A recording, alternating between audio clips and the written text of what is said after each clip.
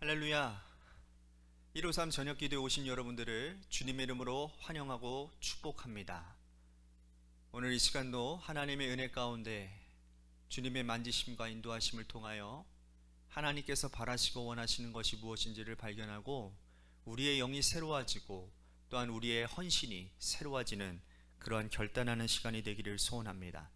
오직 주의 사랑에 매여 우리 같이 찬양하도록 하겠습니다.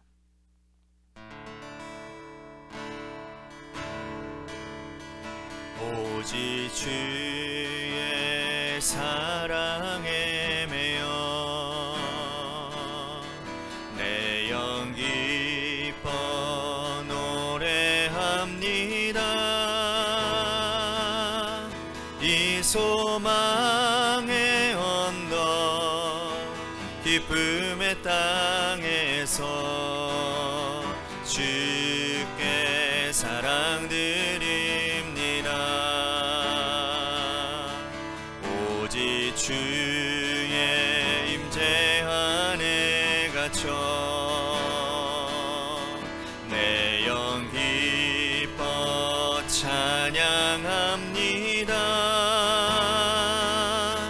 이 소명의 언덕 거룩한 땅에서 주께 경배드립니다. 주께서 주신 모든 은혜 나는 말할 수 없네. 내 영혼 즐거이 주 따르렵니다.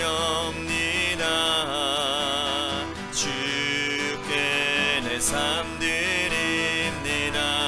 주께서 주신 모든 은혜, 주께서 주신 모든 은혜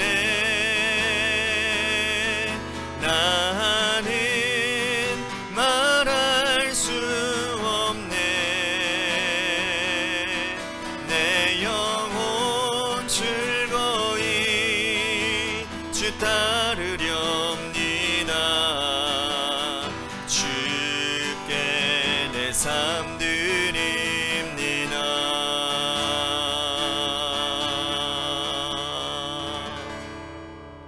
기도하겠습니다.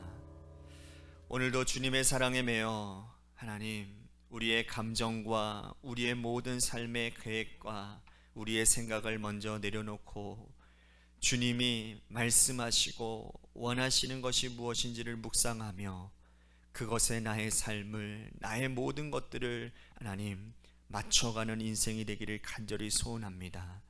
하나님의 마음에 합한 자가 되어 하나님의 형통하심을 경험하는 우리 모두가 되도록 하나님 인도해 주옵소서. 사랑이 많으신 예수님 이름 받들어 간절히 축복하며 기도하옵나이다. 아멘. 오늘 이 저녁 시간에 하나님이 우리에게 주신 말씀 보도록 합니다. 사도행전 20장 22절에서 27절 말씀까지 보겠습니다. 사도행전 20장 22절에서 27절 말씀입니다.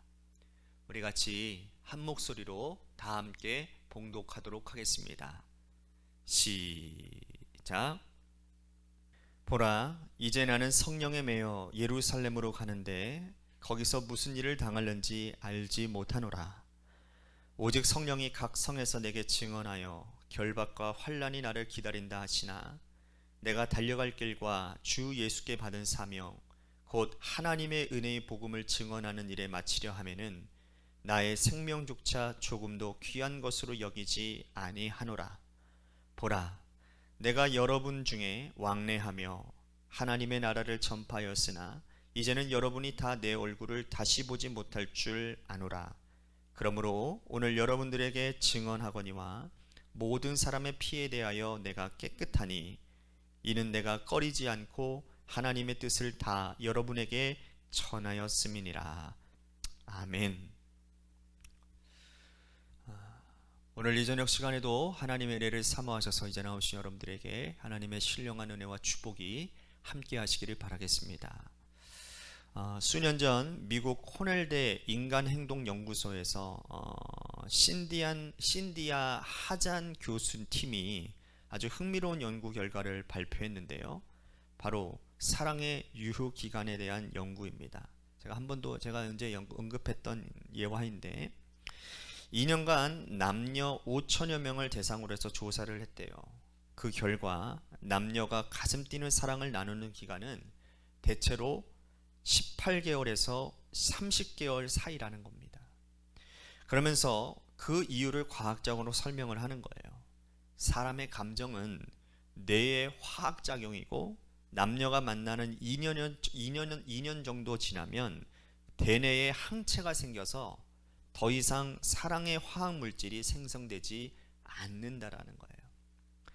물론 인간의 사랑을 단순히 뇌 속의 화학작용의 결과라고 설명한다라는 것은 좀 지나친 감이 있기는 하지만, 그러나 분명한 것은 인간의 사랑은 영원하기 힘이 들다는 사실인 겁니다. 그런데 오늘 본문에 보면 예외적인 이야기가 나오는데 바로 바울이 주님에 대한 사랑 고백이라는 겁니다. 바울은 주님을 만난 뒤에 정말 주님을 사랑했습니다. 그의 머리, 가슴, 온 몸에는 온통 주님뿐이었습니다. 그래서 주의 사랑에 매여 주님 없이는 살 수 없었던 것이죠. 그리고 주의 사랑에 매여 사는 것이 온통 주님을 위한 것뿐이었다라는 겁니다. 바울은 주의 사랑에 매여 있는 자신의 모습을 이렇게 표현했습니다. 그런즉 이제는 내가 사는 것이 아니요 오직 내 안에 그리스도께서 사시는 것이라. 이제 내가 육체 가운데 사는 것은 나를 사랑하사 나를 위하여 자기 자신을 버리신 하나님의 아들을 믿는 믿음 안에서 사는 것이라. 세월이 흘러도 바울은 여전히 주의 사랑에 매여 있었습니다. 아니, 세월이 갈수록 더 깊이 주의 사랑에 매인 사람이 되었습니다. 특히 오늘 본문에서 주의 사랑에 매여 사는 바울의 삶의 절정이 그려져 있습니다. 바울은 지금 주를 위해 예루살렘으로 가고 있어요. 그런데 예루살렘에 가면 반드시 붙잡히게 될 것이고 견디기 힘든 환난을 당하게 될 것이고 죽을지도 모르는 그러한 상황입니다. 바울은 성령께서 알려주셔서 이 사실을 이미 알고 있었어요.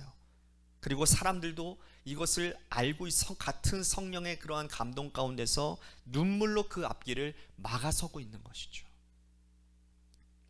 그러나 바울은 물러서지 않습니다. 오히려 이렇게 당당하게 말을 하고 있습니다.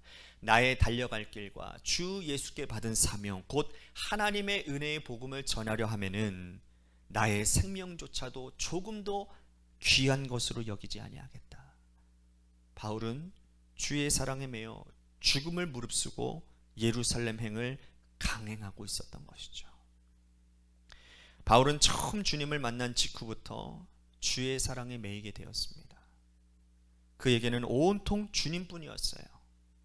세월이 흘렀습니다. 그 사랑이 더 깊어갑니다. 더 깊이 주의 사랑에 매여 살게 됩니다. 이제 주를 위해 죽으려 길을 나선 거죠. 주님을 만난 직후부터 주를 위해 죽을 때까지 바울은 온통 주의 사랑에 매여 살았습니다. 도대체 어떻게 이럴 수 있었을까요? 사람이 어떻게 이토록 변함없이 누군가의 사랑에 매여 살 수 있을까요? 어떻게 그 사랑이 죽을 때까지 지속될 수 있을까요? 오늘 본문은 그 답을 내놓고 있습니다. 22절에 보면 성령에 매여라고 하는 표현이 나와요. 성령께서 사도 바울을 사로잡으셨다라는 거예요. 바울이 지속적으로 주의 사랑에 매여 살 수 있던 것은 바로 성령께서 그 바울을 붙잡아 주셨기 때문이라고 말씀을 하고 있는 겁니다. 여기에서 이 매여라고 하는 이 말은 원어말로 데데메노스라고 하는 단어인데, 이 말은 처음부터 지금까지 계속 묶여 있다라는 뜻이에요. 바울은 그리스도인들을 묶어 예루살렘으로 끌고 오려고 다메삭을 향해 갔어요. 다메삭 그 도상에서 부활하신 예수님을 만나고 오히려 자기가 성령에 묶인 바 되었다라는 거예요. 그리고 이 땅의 삶을 마감하는 날까지 계속 성령님께 묶여 살았다라는 겁니다. 여러분, 우리가 계속 주님을 사랑하며 살고자 하면 성령의 매임을 받아야 합니다.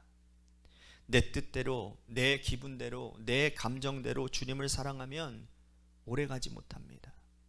조금만 상황이 변해도 여러분 달라지는 거예요. 주님에 대한 그 사랑의 기복이 심하게 되는 겁니다.